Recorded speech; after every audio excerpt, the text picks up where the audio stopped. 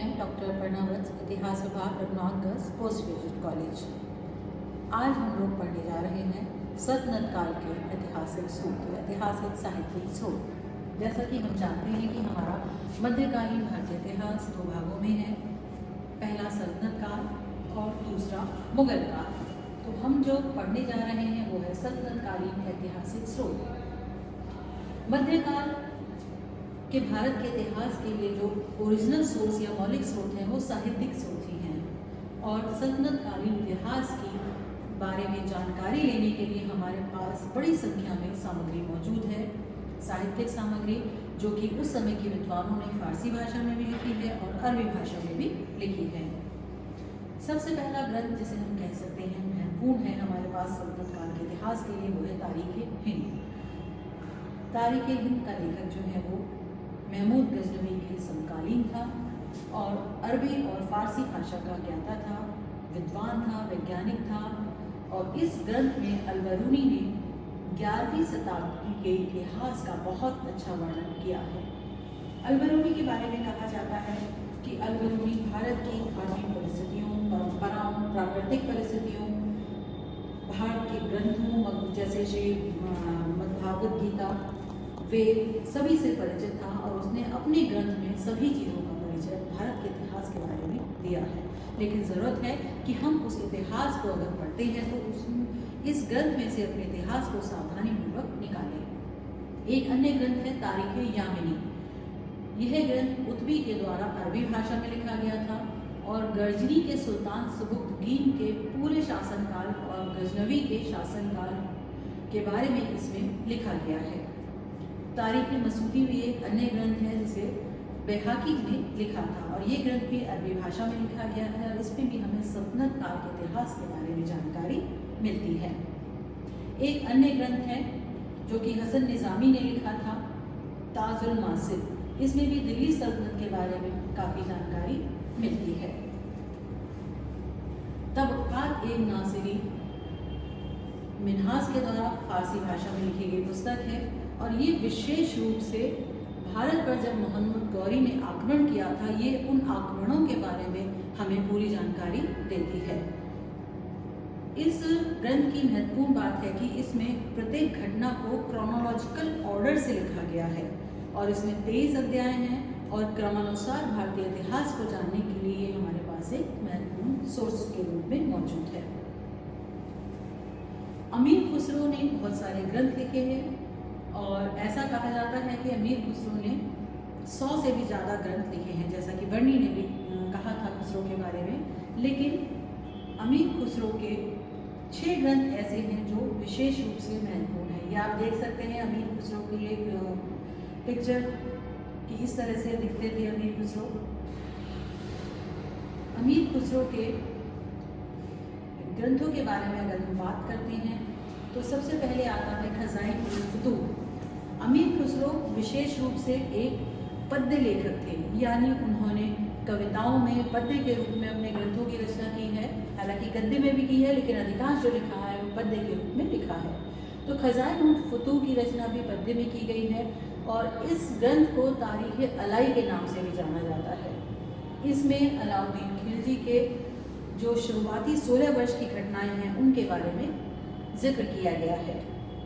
खुसरो ने इस ग्रंथ में बहुत ही ज़्यादा अलंकारिक भाषा का प्रयोग किया है, जैसा कि कोई भी पद्य लेखक अपनी रचनाओं में करता है। इसके बाद मिफ्ताह-उल-फुतूह, ये भी खुसरो की रचना है। इसमें भी जलालुद्दीन खिलजी की विजयों का वर्णन मिलता है। इसमें खुसरो ने मलिक छज्जो के विद्रोह के दमन का भी उल्लेख किया है। किरान-उल-सादेन की रचना 1289 ईस्वी में की गई थी। इसमें बुगरा खां और उनके बेटे कैकूबाद की मुलाकात और उसके बाद उनके समझौते का भी वर्णन मिलता है।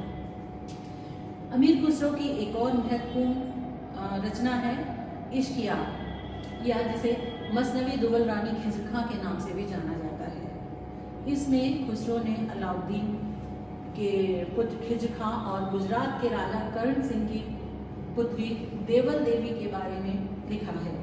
हालांकि इसमें उसके अलावा अलाउद्दीन के गुजरात विजय का भी वर्णन मिलता है और इसकी रचना 1316 में की गई थी। इसके बाद एक अन्य और ग्रंथ है खुसरो का, जिसे नूह सिबेर के नाम से जाना गया है। 1318 में इसकी रचना की गई थी और इसमें भारत और भारतीय संस्कृति से संबंधित अपनी धारणाओं के बारे में, अपनी विचारों के बारे में खुसरो ने लिखा है। एक और रचना है खुसरो की, तुगलकनामा। इसमें तुगलक वंश के शासन का इतिहास मिलता है और इस ग्रंथ में गयासुद्दीन तुगलक की खुसरो पर विजय का उल्लेख है, जिसके परिणाम स्वरूप तुगलक वंश की स्थापना हुई थी। इस ग्रंथ को अमीर खुसरो की अंतिम ऐतिहासिक कृति माना जाता है। अब आते हैं हम अगले ग्रंथ पे, जिसका नाम है तारीख फिरोज शाही। तारीख फिरोज शाही बर्नी ने लिखा था और इसमें बर्नी ने बलबन के शासनकाल से लेकर फिरोज शाह तुगलक के शासनकाल के 6ठे वर्ष तक के इतिहास का वर्णन किया है। विशेष रूप से अलाउद्दीन खिलजी को जिन सुधारों के लिए जाना जाता था वो थे उसके आर्थिक सुधार, और तारीख फिरोज शाही में बर्नी ने अलाउद्दीन खिलजी के आर्थिक सुधार और बाजार नियंत्रण नीति का पूरा विवरण दिया है। यहाँ तक कि राजस्व प्रशासन का पूर्ण विवरण भी इस ग्रंथ में हमें मिलता है। एक और ग्रंथ है अगला, फतुह-उल-सलातीन। यह इसामी ने लिखी थी और इसामी मोहम्मद तुगलक का समकालीन था और यह पुस्तक भी पद्य के रूप में लिखी गई है। तारीख फिरोज शाही एक और रचना है जिसे अफीफ ने लिखा था और इसमें फिरोज शाह तुगलक के शासनकाल का पूर्ण विवरण विस्तृत रूप से मिलता है। सुल्तान के जितने भी उच्च अधिकारी थे उनके बारे में भी इसमें जानकारी मिलती है और साथ ही जो उस समय की सामाजिक और आर्थिक स्थिति थी उसकी जानकारी देने के लिए भी हमारे पास महत्वपूर्ण सोर्स के रूप में मौजूद है। फतूह-ए-फिरोज शाही, ये फिरोज तुगलक की आत्मकथा है और इसमें हमें फिरोज शाह की धार्मिक नीति और दृष्टिकोण को समझने में बहुत मदद मिलती है।